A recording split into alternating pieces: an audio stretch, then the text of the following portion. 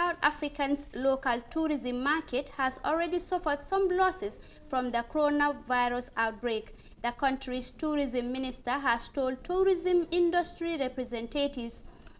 The minister is focused on how South Africans can come together and fight the global health threat, which has now been classified as pandemic by the World Health Organization. More detail of that story in this report. Tourism Minister Mamuloko Kubai Ngubane told the tourism industry representatives that the local tourism market has already suffered some losses. The minister met with the tourism industry on Monday evening in light of the latest developments around COVID-19. In this time, we can either decide to take our hands and put them on our heads and cry and say that we've been hit hard, or we can fold our sleeves and say, how do we make it work? How do we find a way out of the situation that we're finding, no matter how difficult it might look? The focus of the engagement was on the impact of COVID-19 to tourism and the recovery plan.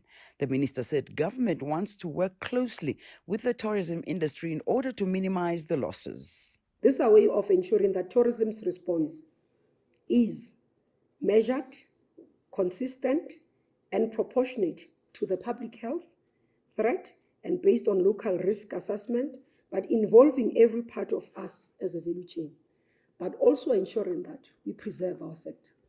Tourism is one of the biggest contributors to the economy here in South Africa, and are there concerns that should there be more cases of COVID-19, that industry will be actually quite hard hit?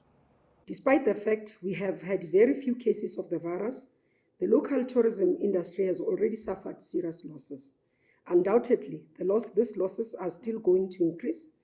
Whatever happens, the truth of the situation is that the virus will have a negative impact on the tourism sector, at least for a short to medium term. President Cyril Ramaphosa last week commended China for the way the country has dealt with the virus outbreak thus far.